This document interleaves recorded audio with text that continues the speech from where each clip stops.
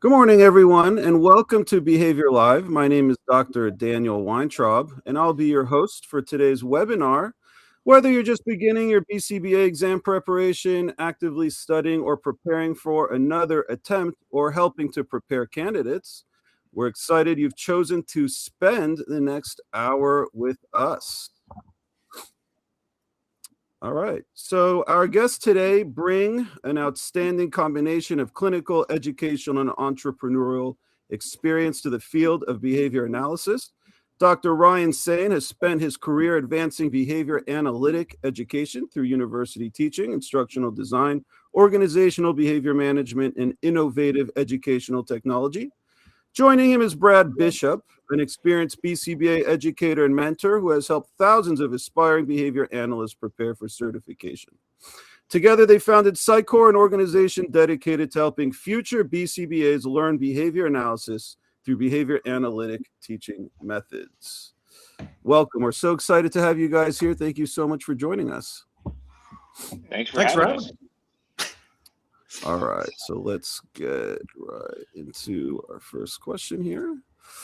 All right, so what inspired you guys to create PsychCore, and how did your backgrounds in behavior analyst lead you to this mission?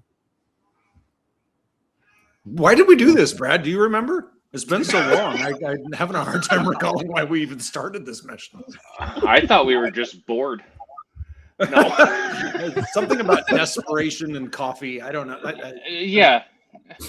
At some point in time, hit extinction, and we'll just call this recording variability. And so Delilah loves it when I give talks. So just be warned, if she hoops and hollers, she enters. Like I have to give her attention. It's just the way it is. I like to reinforce cats. So otherwise, awesome. Hi, Delilah. So hi, Delilah. Say hi to everybody. There's only like 8 people watching, but it's all good.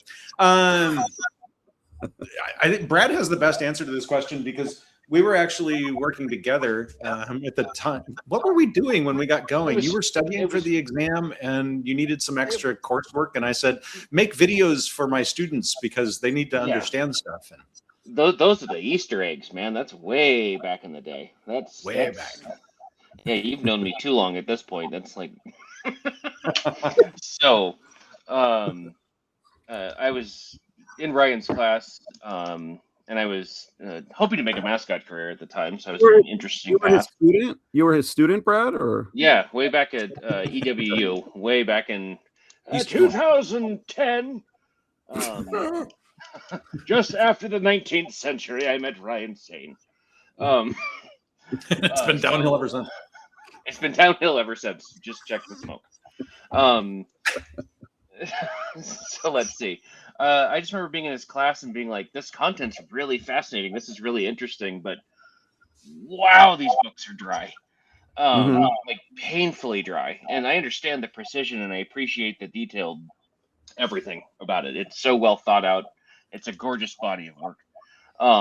But man, when you're trying to learn it and you've had a background of cartoons in the 90s, it is just not jiving with you, you know? And so what I did was like, Ryan, I'd really like to make some videos based off of particular concepts. One, I think was, I think I did some really, really broad ones. I think we did shaping, chaining, punishment, reinforcement. I think I got the conditioning. Yeah. And then conditioning, but used movie clips to depict things of all those steps and had a lot of fun with it.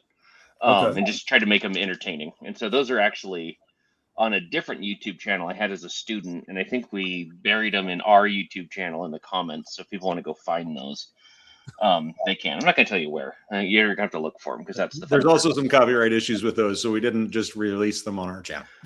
Yeah, and they're not monetized because it was just a broke student not knowing what YouTube is, and just posting things. But yeah, that kind of started the whole idea. Ended up graduating and then started studying and just going through and asking Ryan questions to prep for the exam. And Ryan's like, well, we have really great conversations around these, around the terminology. I think we should be sharing this. And I was like, well, I'm goofy. You're goofy. Let's be goofy and put it on YouTube. And well, now you have, 700 videos? Wow. Or something like that. Well over 700 now that we released all those funny, goofy ones, more goofy ones, but sneaking up on 1,000. We got quite a few, and still a few more in the can, believe it or not. So. And they ran, and I watched, by the way, I watched them when I was studying for the exam. I loved them. They were awesome. They range in length. Some are a minute, under a minute, some are longer, right? So you were making these videos, and then what inspired you to actually start the PsychCore, which was, you know, the test prep and the other things you guys do? So it started with the videos, it sounds like. Yeah, it literally started with the videos. Go ahead, Brett. Sorry. I think that was great. It was the feedback from the videos. It was either comments made through the channel, or we were getting emails of people asking for more help, and they're just like, we're having a hard time studying, and we're having a hard time specifically with kind of how things are being asked. So Ryan started cram sessions to kind of support that. So Ryan, do you want to talk about your experience from cram sessions, how that bled into test prep? Sure. And then tying back into the videos as well, like the videos were designed to be used in regular classrooms, right? So there's a couple of different layers there. There's the more complex ones with the behavior beasts, and then there's the Pennypacker's pedants, which are the short 1-minute definitionals. So the idea being that if you take those videos and you put them into your regular other professors' classes, then that frees them up to do other work, right? Stuff that they don't have to give a lecture on this because they've got some other expertise and this is already covered. Then that spun into people realizing that we were pretty good at explaining content. So they started asking us questions that we couldn't do. We didn't really want to do them as video responses for several reasons. Number one, some of them be copyright issues.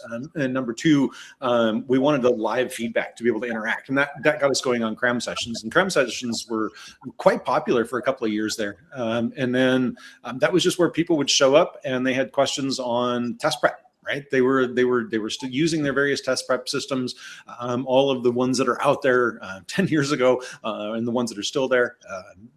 They were asking us of like clarification issues, right? How do you actually parse this question?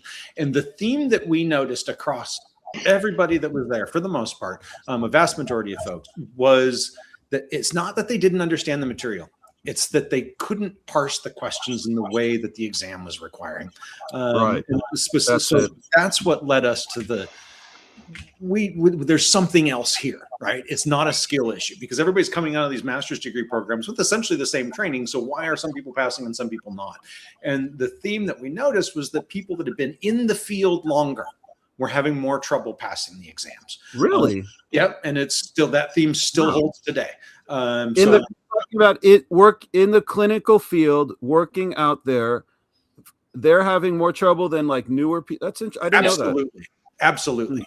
I go ahead. I often refer to it as when you go to school, you're at the source, you're at the heart of everything. You're in the factory. If we're in, just for fun, we're say we're making knives, right? So these people are straight and sharp and on point, and they can do the thing. And then they go into reality, and reality influences and beats on them, and now they're butter knives, right? So it's not that I'm not saying people are less proficient or unethical or anything like that. It's when they're asked the question because of the additional experience, they're going to view that question different. So that's what we're finding. And so what cram sessions was, just kind of sharpen them back up a little bit and get them to focus. Yep. And that's what led to test. Right. So it was essentially, oh, cool. Now we're studying live with folks, but they were asking for more test prep stuff. So we spent 2.5 years developing a test prep program that turned into what we call Get Shaped, which is about shaping you, quite literally, in order to answer the questions rather than teaching you the content. We assume that you already know the content, right? Otherwise, you wouldn't have passed your master's degree, right? So if you don't know the content, you wouldn't have gotten out of the training. So it's not the content that people are confused about. It's how the questions are asked and how they're applied. So we developed a system to address those particular issues. And the second half of your question here is the background in behavior analysis lead us to the mission. It was like, well, ABA, behavior analysis, is about teaching new skills, right? So, which is literally just teaching. So ABA is really just teaching. So there you go. So we use the best methods that we knew how, which is applied behavior analytic techniques, in order to select for the appropriate responses in people for studying and becoming behavior analysts. So there's a later question. We'll go into a little bit more depth about that though. So. Perfect. Yeah. And I just want to say, starting off, I love your videos. I'm a professor. I use them all the time. These classes also, sometimes you know, I can make my materials. Sometimes these classes, the materials are for me. Other people have used it for classes I've kind of taken over. The humor, it gets my students laughing. It's a very tense time in their lives. They're taking these courses, but of course they're always so thinking about the exam. So I've watched you. I feel like I know you guys. You guys don't know me, but I've seen a lot of your videos, and me and many other BCBAs and, you know, folks in the field helping students pass. I just want to start off really thanking you guys. Well, you're welcome. Thanks for that. Yeah. It's been, Eventually we'll get back to doing more of them. Oh, cool. Oh, have you taken a pause or? Well, I mean, ish. Yeah, and ish. We got more into kind of targeted topics production value, and that takes a lot of time, right? It's not just regurgitating vocabulary out of a book with a joke. A lot of the last few videos we think are great, but they took 6 months to do. So wow. 3 years on the cost settings. Holy cookies. Yeah, well, you actually physically drove everywhere, so 34 states. So. There was a pause, Daniel, because Ryan won't sit down, and he just wanders the country. Yeah, that's the problem. I imagine he doesn't sit down a lot. He's got a lot of energy. That's awesome. It's all an act, though. I really like to sit down. It's just only when I get in talking about ABA do I get really excited and start talking about this. Awesome. So we love the content. We love teaching it. We love interacting with people about the content. We found that feedback has told us we're pretty decent at it. So we just kind of started building on that. So essentially, it's a classic case of reinforcement. We released some videos. People reinforced us. Behavior generalized. And here you go. Now we've got cram sessions, test prep, supervision management tools, supervision curriculum, and then eventually that even spun out into doing actual ABA services, which is what we're offering now too. So why did we slow down on videos? Well, because we spent the last 4 years making other stuff to be supportive of folks. So do you mean, like, did you start a clinic or? I mean, like ABA services. Okay. Oh, really? So you have a clinic. Yeah, we don't have a clinic per se. We will eventually, but right now we're doing in-home services in Washington State and Commonwealth of Virginia as well. Oh, wow. I didn't know that. Awesome. Yeah, it's called PsychCore for anybody that wants to know. Yep. Wow. Yeah. Cool. Awesome. That's great. Yeah. Okay. So how has the BCBA exam and the field of behavior analyst changed over the years? What do today's candidates need to understand? Maybe it wasn't as important in the past. I think you guys said you started in 2010. So there have been a lot of changes since then. Believe it or not, it hasn't changed that much. The field itself has hardly changed at all since it was since the inception. This becomes a point that we really, really like to drive home when people start to say, "Oh, the new ABA."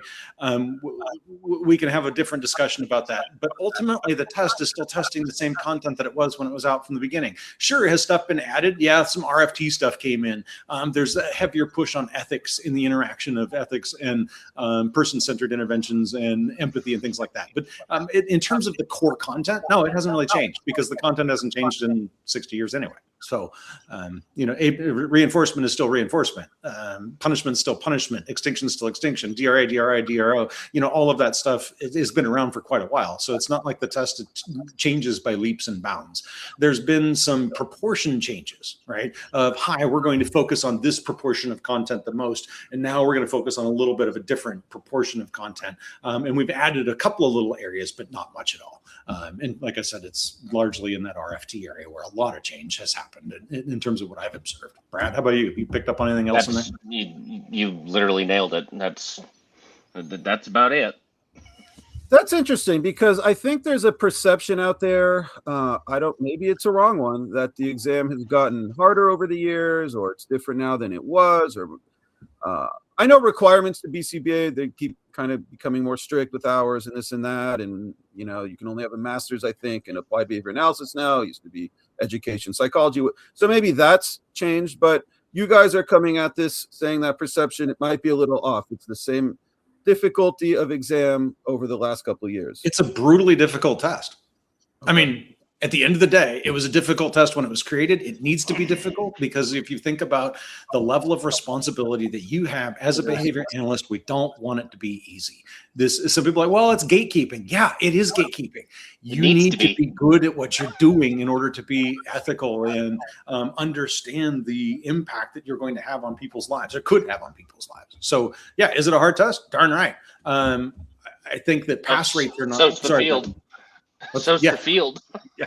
It's a tough field. Yeah. It's interesting because the format, the 4 hours, and it's 185 questions, all multiple choice. But I had someone else that I was talking to about it, and the fact that you have to do so much so quickly and think so fast on your feet is also how a behavior analyst has to be in the field. You're getting a lot of information at you at one time, a lot of things being thrown at you all at once, and this and parents and people in RBTs and obviously the client, whoever that is. So it kind of does prepare. I don't know if that went into the thinking of the creation of the exam, but it seems to be a part of it. Well, we're not one of the content creators, right? We're not a content area specialist. So, I mean, we're the wrong people to talk to about how that was, if that was designed that way on purpose. But I like to think that it probably was. You know what I mean? Like there's these layers of, you got to have a good set of skills to do well at this job. So it's across the board. But anyway, absolutely. All right, so we have a lot of BCBAs, watching this, and they're helping practicum students, they're helping RBTs with the supervision hours, and of course, they're talking about the exam all the time. So what are the biggest mistakes you see candidates make when they prepare for the exam, maybe when they take the exam, leading up to the exam, that kind of a thing? Across the entire student body and culture of the field, probably imposter syndrome as the number one thing. A lot of the students come to cram sessions fully prepared, and they'll second guess themselves the moment you go, and they'll change their answer, even if they were right. So across the board, that's probably the biggest one I would nail out the gate. Not believing you know the material. Yep. Questioning everything. And that also comes with experience. Right. So this ties into that experience issue, because you get out there in the world and you've been working with kiddos for 5 years, let's say, you know that reinforcement is going to be a really, really messy result. Like there's just going to be stuff's going to go everywhere. Like, oh, I swear I was trying to reinforce that, but then you didn't. And it was, well, I had this issue and all of these things started to pop in. And now you're thinking about those 300 things. But the question is just asking a very simple question about reinforcement. It's not asking you about all of the 900 experiences that you've had that influenced whether or not reinforcement's the appropriate option in this particular context. And that's so they we like to say overthinking. Don't add words that aren't there. That's the big one. Yeah. So it's the same thing though. It feels like imposter syndrome. It kind of looks like imposter syndrome. It's often, you actually know so much more than you realize. Stop second guessing yourself. Our favorite is students bringing questions and they got it wrong and they can't figure out why it's wrong per se, but they rip the shreds out of everything on that page in this great capacity. Just like this fever of just taking this test to task. It's absolutely. It can't possibly be A. It can't possibly be B. It can't be C. And they're like accurate on all of it. You're like, well, yeah, you nailed it. Well done. Yeah. Sweating and they're like, Your Honor, this is my evidence. So. Wow. Yeah, I see. So how do you raise their confidence, and how can other BCBAs help the confidence of people they're helping prepare? Reinforcement. Yeah. That's it. Okay. Well, now I'm going to overthink that, but anyway. Right. Confidence doesn't come first. Confidence comes from success. So you need to reinforce people for being successful. Okay. Confidence doesn't give you the skill. You have to have the skill to become confident. How do you get the skill? You reinforce people doing the work effectively. So when somebody comes at us and they're asking us to parse a particular question, they can't understand why this particular thing on exam prep X, whichever one it is, doesn't matter. Why did they put the answer B? And it's like, well, you tell us. You tell us what it is, and they give us the answer, and they're always right. Like very rarely is anyone wrong when you ask them, tell us why they think that answer is correct. Or they say, well, it can't possibly be correct. This must be a typo. Yep, you're right. You nailed it. So then you just reinforcing them, say, you know what you're doing? Good job. Describe it to us. We'll reinforce you. And if it's not right, we're going to shape you. We're going to do a small error correction with a joke. So. Yep. Or a blunt hammer. No. Yeah. Sorry, Laura. Speaking of a particular student. So, and I have another interesting question, because another group of folks who take this exam in pretty large numbers, I don't know the exact numbers, I don't have the statistics on me, but special education teachers, those are the ones that are really my practicum students, because I have an education background and they get assigned to me. So where do they fit in? So, some of them are autism teachers or resource teachers, but they're coming from an education background. How do they fit in this, like in your experience, in terms of their ability to grasp the concepts, to pass, compared to like folks that go through the clinic route? Do you see a difference, or is it just an individual case? Because sometimes they get lost in this conversation, I feel like. Kind of thinking there's a slight difference, but only because it's more about contact time of a very specific field.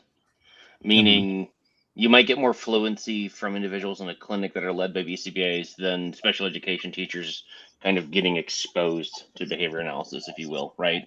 Does that make sense?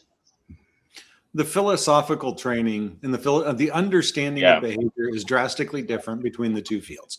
So when you go get your special education training, you are not trained on a scientific view of behavior at all. You're trained on understanding special education techniques, which is awesome, right? It's really good. And the history of SPED, the how it's done, all of the different laws and regulations around SPED, and how do you deal with classroom management and build programs and build your curriculum around those particular issues. What you are not typically taught is where does behavior come from, and what is it, and what's the scientific view of behavior that is an empirical view. What is a view that does not have hypothetical constructs, does not get you focused on things that distract from actually getting the behavior change that you're after, or the teaching that you're after, right?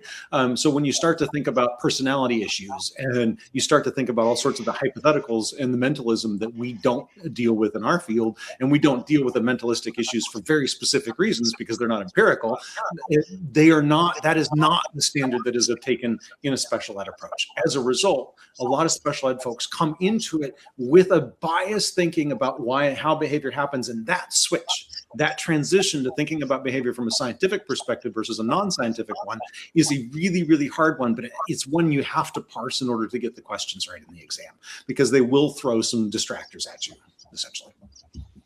Yeah, it's a very interesting topic, just because I kind of work with them. I mean, I work with both, but in terms of practicum students, I have special ed teachers, and the classes I teach, I have both. It's just very interesting to see that interaction. Yep. Okay, so what are the question 4? Many people spend hundreds of hours studying but still struggle to pass. What is effective studying from simply spending a lot of time with the material?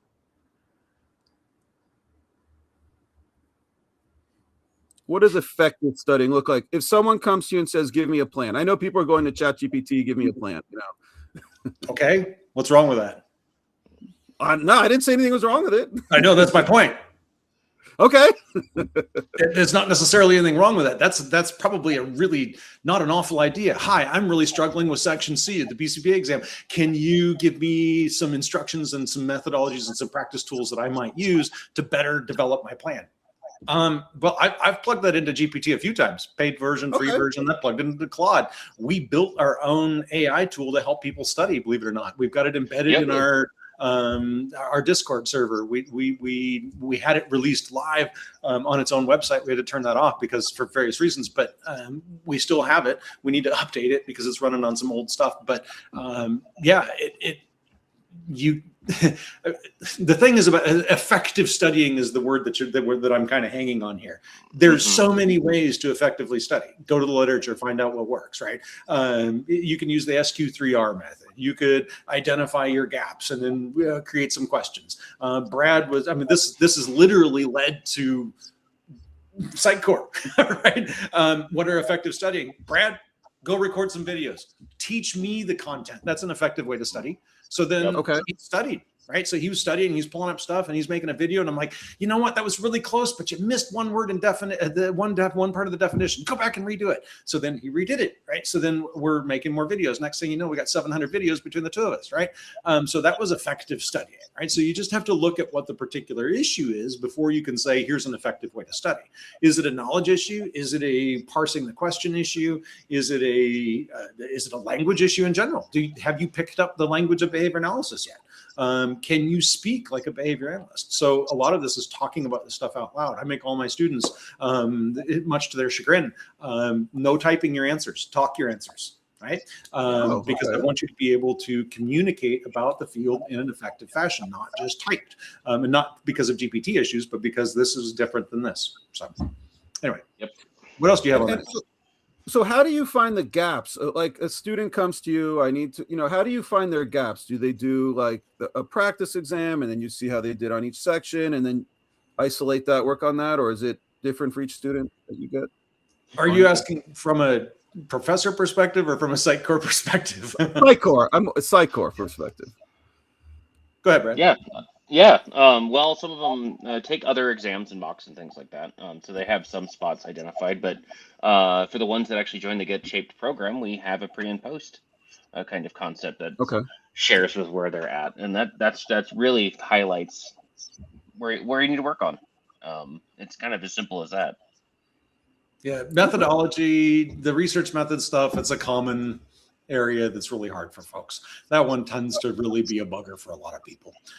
So at least in terms of the averages that we're looking at, I know our field doesn't do averages, but if we're looking at the big picture, yeah, that area is one of the more challenging ones. Some of the philosophy stuff is more challenging, although the BACB has recently changed the requirements on their course sequences to include that, so that issue explicitly include that. So that's I think addressing that issue really well. But we don't work on an individual level of, hi, you're going to come to us and pay us $1,000 to create an intervention. We kind of let you do that part, right? Like here's like Brad said, we have a pretest. So you get into Get Shaped, and the first thing is off as a pretest, and you're going to know your scores, and you're going to know what areas you're the weakest in. And then you go through and start addressing specific training. And then we also address from a self-management perspective. So everything kind of gets you going, and there's a lot of generalization, there's a lot of fading, there's a lot of this stuff that's involved that helps each person decide where to focus on. Listen, and I love how, like, when both of you guys talk, you're using these ABA terms, and you do that in your videos and I'm sure with your clients, with the self-management and reinforce yourself and spend this many, probably like this, spend this many hours studying, and then give yourself reinforcement, and then so that's great you guys do that. Yeah. So I know you guys have a strong reputation. You've been doing this a while, BCBA exam preparation. There's others out there. There's others that have joined, put their hat in the ring, that have joined in recent years. What separates you, from them? Like I know that they all kind of have their strengths, weaknesses, complement each other. I've had practicum students tell me that they like you guys, they like understanding behavior, and I've talked to Nick, I've talked to Kevin at Behavior Analyst Supervisor, and they complement each other, different styles, kind of a thing. So what would you say most separates you from from your, I don't know what word to use, your colleagues, let's say it that way, and other test prep programs? Well, we bought all of them, and then we took them. Not joking. We literally went, we're going to buy them. Oh, you're serious? We bought them, and we said, okay, what's different? What's missing?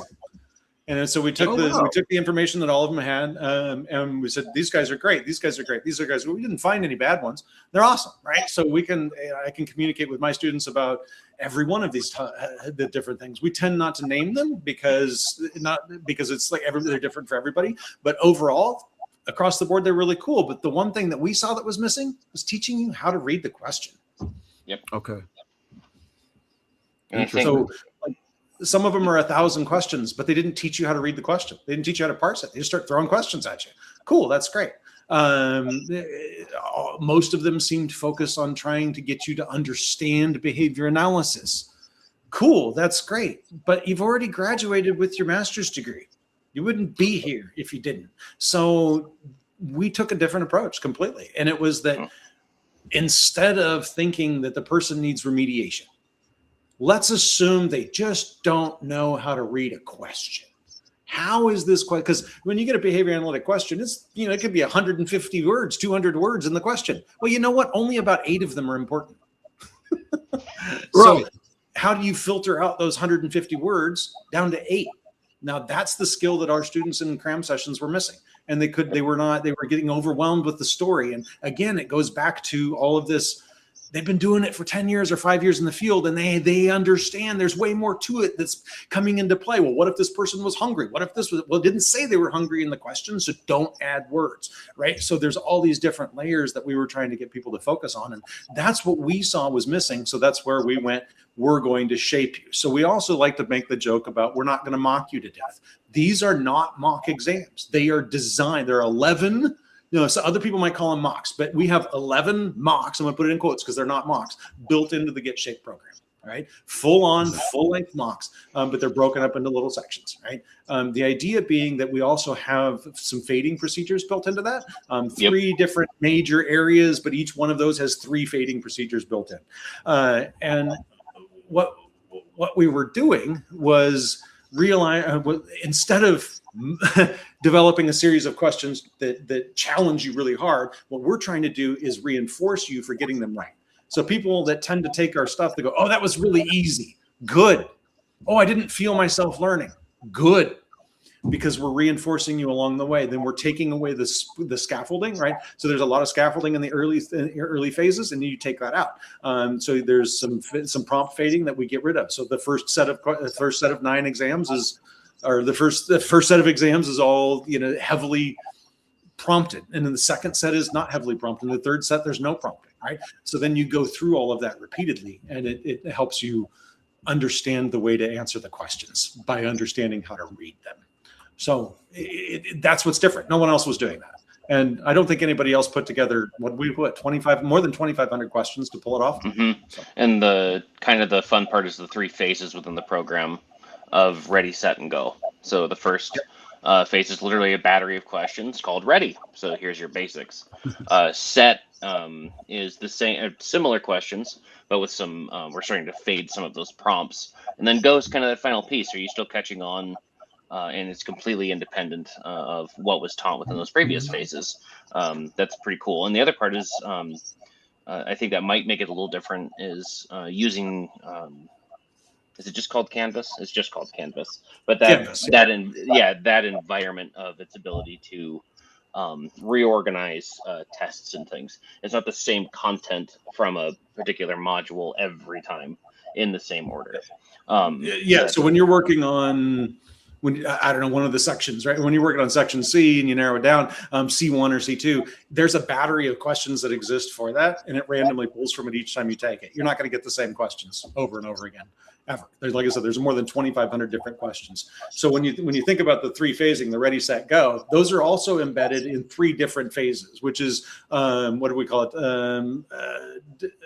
Fluency. So 3 sets of tests in the fluency category, 3 sets of tests in the discrimination category, and 3 sets of tests in a generalization category. So essentially 11 mocks total with your pre and posts as you build them up.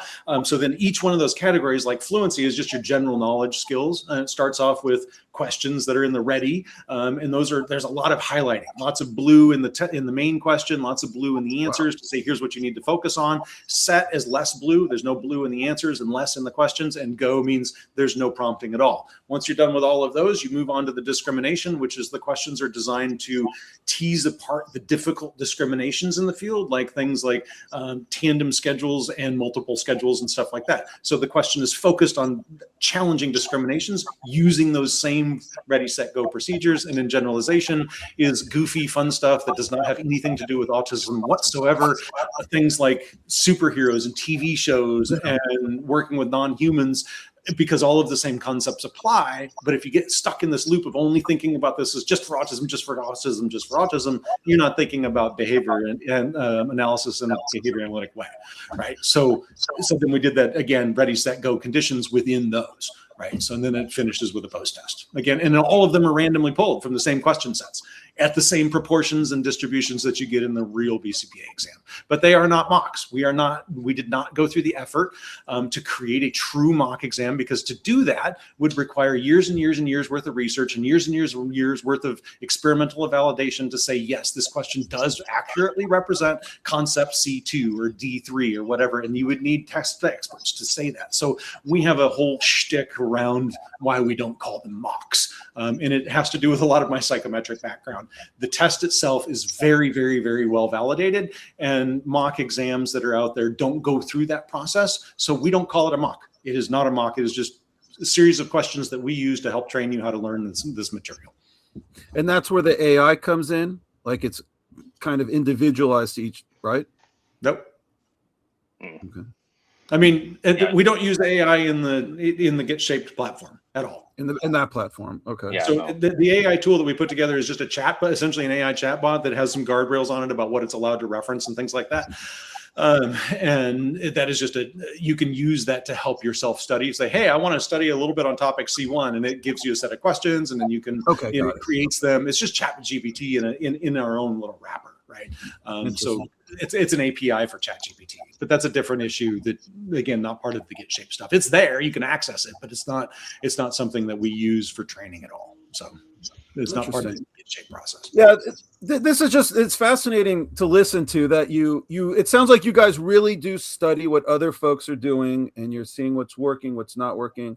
And I really like what you guys said about teaching how to analyze the questions, dissect the questions. You know the material, you've been through it, but then, being able to read a question. It's true. A lot of these questions, there's a lot of fluff in them, and some are very easy. It's a weird exam in that way, because some are like, oh, it can't be that easy, and then some it's just like, wow, I'm using all my brain power, and what do I need? What do I not? It's like reading, being taught to do math word problems where what is the keyword? What do I need to know? What are they trying to trick me with? What do I, I'm curious. Do you guys think it just popped in my head? Like, are folks that are maybe better at math better at some of these questions? Or I'm just curious. I don't even know how you'd know that, but like math people, are math people better at this test? Or I wouldn't be surprised if that was kind of an idea across just standardized testing. If it's about pattern recognition, there's plausibility.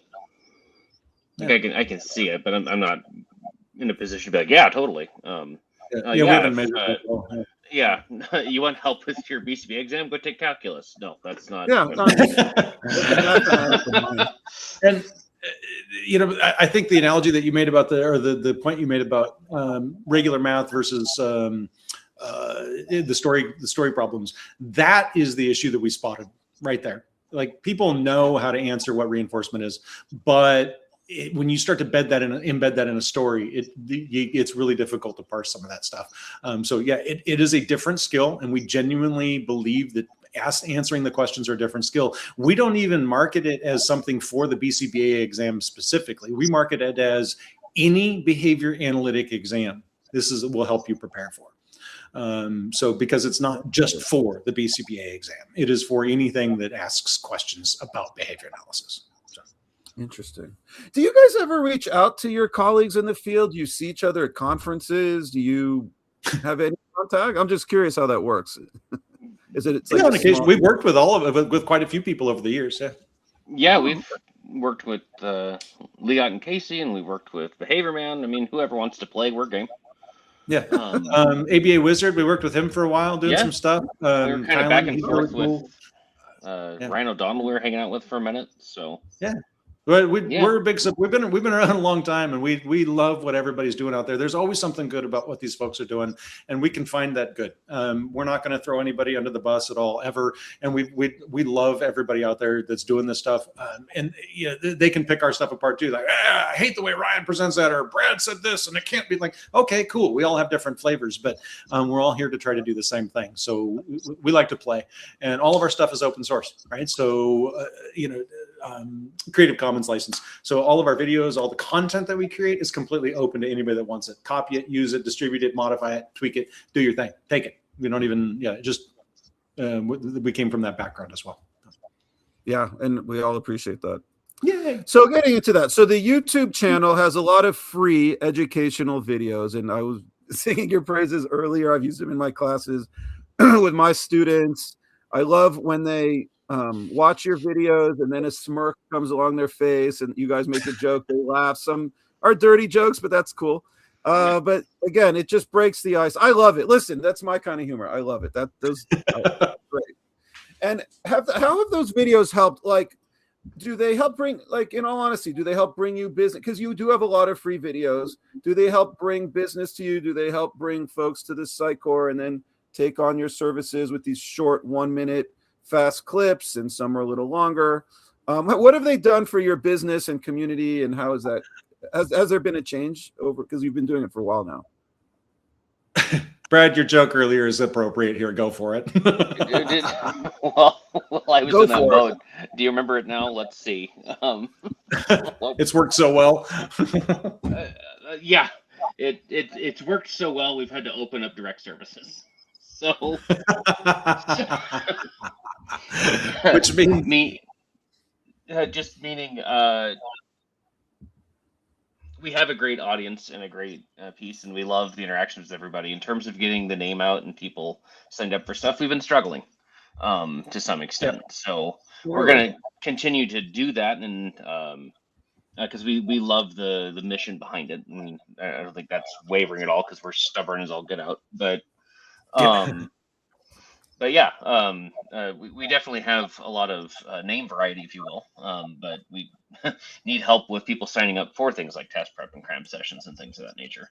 So when we go to conferences, we talk to a lot of folks, right? A lot of people come up and say, like you have, Daniel, like, thanks for your videos, we love your stuff, and we're like, cool, sign up for test prep. Like, where we struggle is on the marketing end. We don't push our stuff. We don't have a marketing budget. We don't have a budget at all.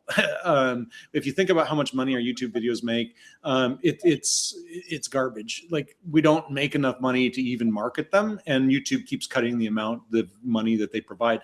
So we really just do them as a resource. And if we had 10, 20, 30, 50, $100,000, we would spend more money on doing marketing. We would sign up for conferences and buy booths and things like that. But when you're offering free videos and somebody wants to charge you $2,500 for a booth, where are we getting that money? Out of our pocket? Yeah. We don't, we're not a big business that's running millions of dollars worth of profits out there. So, and we push, through Mary Baldwin University, which is the university I teach for. We give them access to the test prep. We have our website and our Facebook stuff. So we do all of that, but we don't really push the marketing really hard. That's one of the areas that we're weakest in, is spending 100 hours a week online, hammering in Facebook and every single response and every single group. And like, hey, join our test prep, join this. We don't do any of that stuff. Too busy making content.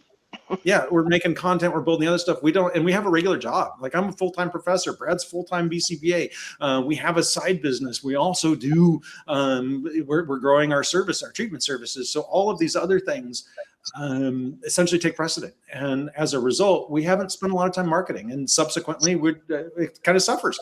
We have some great results though. Like, when people do, we're at 100% next time pass rate with Get Shaped. Really? With all of the students that have gone through it, and there's quite a few, we're literally at 100% next time pass rate. That has been reported to us. It's possible that other people haven't, because we can't really ask that question ethically. So if somebody wants to tell us that they've done it, cool. When we usually get the email, yeah, we passed, thank you. And then we get great people on the YouTube channel that just kind of show up randomly, and they're like, thank you so much, I've been watching your stuff and I passed, yada yada. We're like, cool. But we're known as the free people. We're known as the guys here's the free video guys. That's what you'll hear about that at the conference. Like, yeah, but we've got pay for stuff too. Yeah. We'll take your money if you let us. The behavior analyst busters. That's kind of our role. That's yeah. Wow. Okay. And so I didn't know that you were full time. What do you teach full time? Are you teaching ABA courses, Ryan? Yeah. So Mary Baldwin University has an ABA program, and we run full time ABA. It's an online master's degree, and it's been wickedly successful over the years. We're basically at full enrollment. We've got some really cool faculty. Free plug for Mary Baldwin University, but we've got 5 core faculty members, a whole bunch of awesome adjuncts that work with us, and historically we've smashed the heck out of the national pass rates. We had one year where things were a little bit wonky. We're not quite sure why, but we dug back into it. It seems like everything's going good now. But I'm a full-time professor. Brad does full-time ABA, and then again on the side we do PsychCore, and we also have PsychCares, which is now growing its services in Washington State and Virginia as well. Interesting. So Brad, do you run your own clinic? Are you like a? It's going to be an in-home program, with PsychCares. So I've kind of made that transition, and that's the current focus. So we're going to get that rolling. Wow, and he's employed by another business at this time as well too. Yeah. What's that? He's employed by another organization at this time doing in-home services as well. Yeah. Wow. You guys have a lot going on. Okay, let me skip ahead just because of time here. So going back to this, so test anxiety. So that's huge. It's very interesting. You said everyone that goes to your program passes. That's awesome. What are the more practical strategies that candidates could do? What do you tell them before, let's say, or during that exam? I mean, listen, you guys, I remember when I took it, I was nervous wreck, and I tell them I walk into this room, it's freezing cold. They strip me down. I can't have my wallet, cell phone, pen, nothing. They give me this little whiteboard with a marker that doesn't really work and an eraser falling off, and it's terrible. And there's other people around. You're not alone. You're around, and they're all nervous. They're doing other exams, like they're in Pearson or whatever. But it's horrible. It's horrible. Yeah. Like, so it's a terrible thing, and I guess you got to go through it. It's so stressful in there that even the staff are stressed out. I was there putting my wallet and everything in the locker, right? And I was going to turn my phone off. So I pulled my phone off. I'm in the process of turning it off to put it in the locker. And the attendance lady was like, sir, turn off your phone. You can't have that. And I'm like, I'm putting it away. I'm the one taking the exam. Yeah. Good timing, too. When you're... Yeah. I was fine. Now I'm nervous. Yeah, you made me nervous. Yeah. So Brad teaches in the Get Shape program. Brad has a whole series of tools, self-management tools that help you address this issue. And one of the things that I think Brad has done better than anyone else in this area is saying, use behavioral momentum to help you get through the exam. Answer the questions you know right away. Flag the ones you don't and come back. Right. And so Brad, you want to give him a little bit more detail about that? Because I know that was just dropped that. Yeah, that was, I mean, that's loosely the idea. I mean, I think people will get lost and kind of defeated, and then it builds on that sensation of anxiety, right? If they get a question that is just like a brick on the screen and they don't know the answer, and so they spend too much time trying to pick it apart, and that clock just keeps going, right? And then the longer that clock keeps going, then that whole self-dread and lack of responding starts to happen, right? You're no longer contacting reinforcement, so you're slowing down. And that creates a scenario of errors, and then probably most likely a panic at the end of the exam, right? Where now you're just a feverish pigeon just pecking that operant chamber kind of idea. And so to go through and just be like, I know this one, awesome, not sure, put a check mark on it, move on, right? Just come back, keep that up, keep that going, because you're most likely going to find out of what, there's 180-ish, 185 questions, something like that. If you can get a 50 or 60 of those under your belt, because they're just the basic fluency ones, right? You've already gone through a portion of the test, and you're like, yeah, okay, yeah, now I have time to chew on the ones I'm concerned about, right? And then you can go through that set of ones and the ones that are even harder. And so the last portion of your exam becomes, I can give this my best. I'm focused actually on this with the correct amount of time. You've removed all of those kind of additional pressures and layers, and you've also had reinforcement along the way. So that's kind of the idea. Yeah. So the more you reinforce them for doing the successes, the easier it becomes towards the end. And you've exposed yourself to all of the questions and the content. So now any of those ones that you might be stumbling on, you've been primed, you've been prepped, you've been prompted. There's all sorts of other words that have popped into your head now because you've seen all 180 questions, and you're going back, oh yeah, that was on question number 93, but you're working on question 4. But you remember that you saw it on question 93, that you would have never gotten there if you didn't just skip question 4 when it stumped you right off the bat. So use all of those tools. And again, the reinforcement is there over time. And again, that gets you behavioral momentum. Off you go. I like that. That's a great strategy. And I think BCBA is listening to this, can definitely benefit from telling whoever they're supervising about it, and the flagging, and go back, spend that time on what you flagged. That's excellent. Eat healthy, sleep well. Like seriously, spend 6 months building a sleep schedule, improve your eating habits, drink water. Like all of those things contribute to passing the exam. Absolutely. Okay, time's running out. So I want to get into some of these last questions. AI, we talked a little bit about AI and ChatGPT. It sounds like you're supportive of that, which is the only reason I was a little surprised is because I've gotten a little bit negative reactions when I've brought up ChatGPT to other folks doing this, but but you sounded a little more positive when I brought it up, which is great. So AI tools like ChatGPT, they're becoming more popular. How do you see that fitting into this business, into what you guys are doing? You talked about it a little bit. What advice would you give about that with those tools? I mean, we played around with a lot of them. And I think one of the things that you can do now is you can go to a couple of websites and you can say, create a test prep program for a BCBA exam, go. And in an hour and a half, it's done. You have a website, you can bill people, you can train them, you can do all. Is it great? I don't know. I'm not going through and vetting all those questions. I know how long it takes to vet 2,500 questions. But you know what? Every time I ask GPT to go through and do this stuff, and I'm like playing, my students use it, and they're like, hey, I asked this, and this is the batch of questions it gave me. It's like, those are some good questions. Nice. And then you ask it for some more feedback, and it gives you some decent feedback. I mean, sure, the early versions were kind of, but really what I think that people forget is that this is just a word calculator. It's changed the way in which we interact with words, just like calculators changed the way we interacted with numbers. You can embrace that and embrace the changes and use that to support your learning, or you can fight it. Like, take your pick. And so is it something that I think it's for everybody? Does it work great? There are ways to make it work better for you. Ask it to quiz you. Don't just tell me about reinforcement. Say, hey, create a quiz on me for reinforcement that's at a master's level. And then give feedback. Okay. And you can ask it to do videos. You can ask it to do training. So there's so much you can get out of it. And there's questions about the legality of how it learned all that stuff, but that's not our job to worry about. Right. That's OpenAI's issue. That's whoever runs Claude. That's and Google's issue with Gemini. That's all their stuff. They've got to worry about the legal issues of stealing all that content. You can see how I phrase it, right?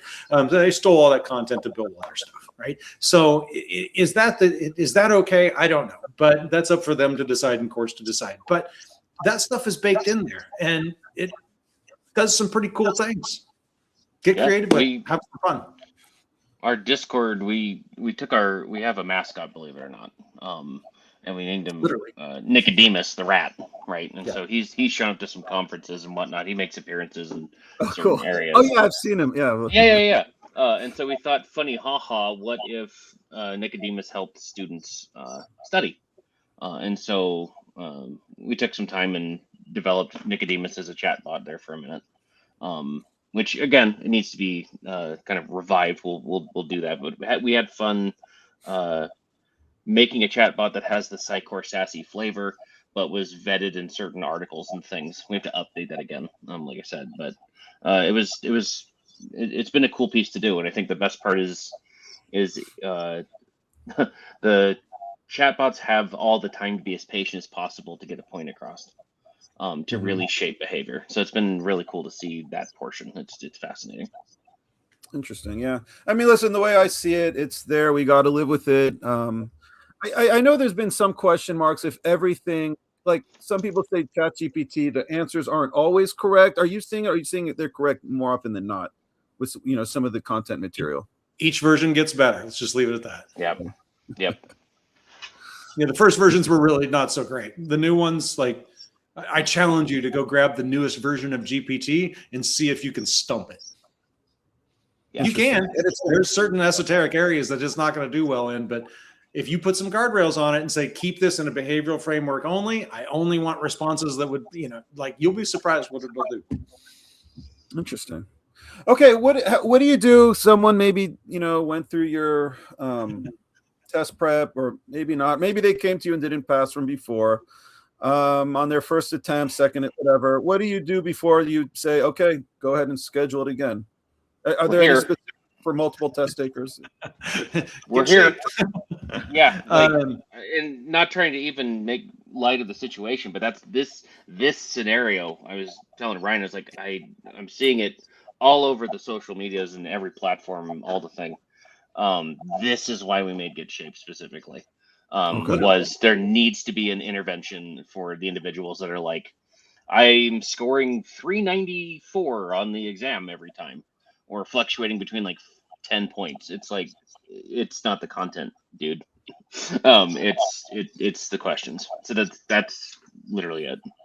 So to jump in just a hair, I'm gonna drop a little seed here. When you start to learn about psychometrics and assessment and evaluation and all that stuff, and I have some background in psychometric design and development and all that stuff, you start to learn that there's a difference between an observed score and a true score. Most people are within that range of passing, right, on any given moment. Right. So I take it today, I'm really close. I could take it tomorrow and pass again. Your observed score isn't your actual true score. Most people's true score is passing, but they just hit this. They had a bad day. They didn't sleep well. They had a bad stress. Their anxiety was overwhelmed them. They realized they screwed up that question, and now they're in their heads and they're okay, cool. But that's not measuring your intelligence and your knowledge of the field.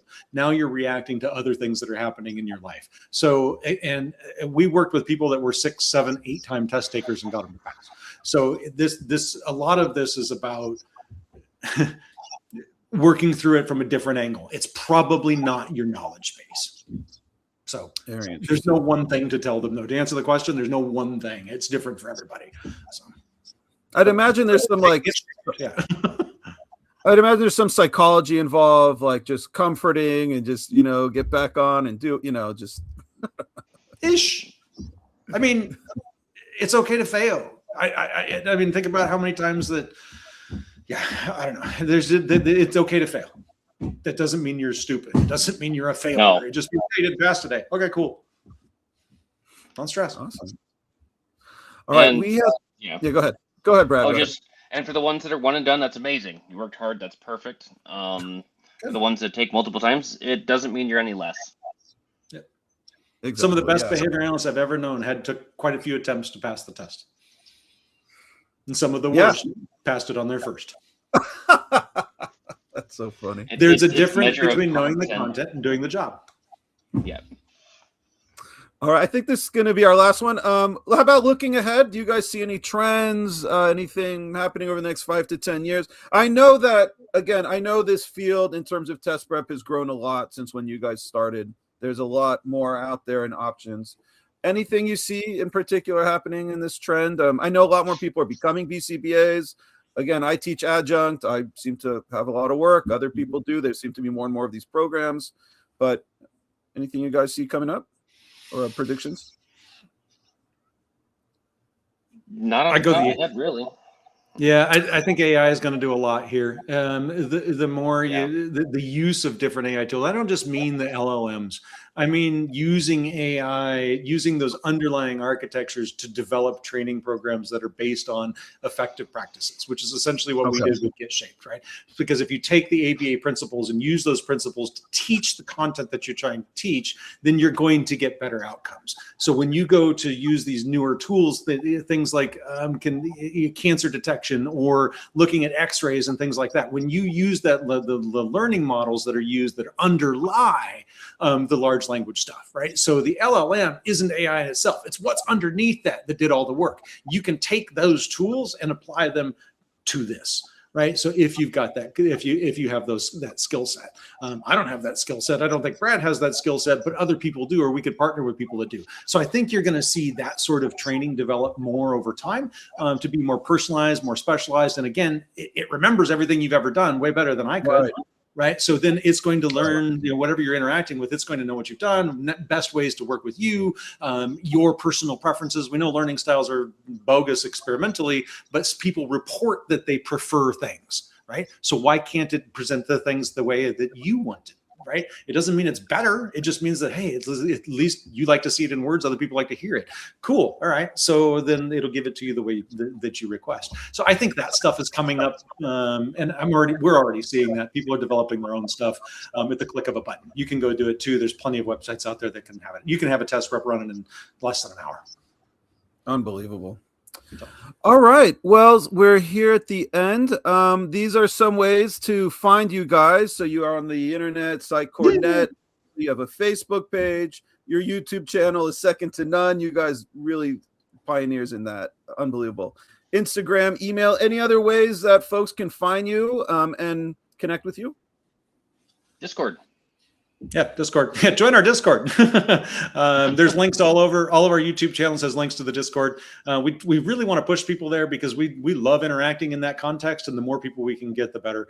And create a community around it. Awesome. Well, thank you guys so much. so much for everything you've done in the field, for all the people you've helped, for all the professors out there, all the BCBAs out there, your videos, your content. You guys are amazing. I want everyone to look into your test prep program. This has been a fantastic hour. I can't wait to share it with other people and other people helping people pass the exam and RBTs and so forth, and people being supervised. So I really want to thank you guys for your time, and all the best, guys. Best of luck to you guys. We appreciate you having us here. Thanks a lot. Yeah, thank you. Hi, guys.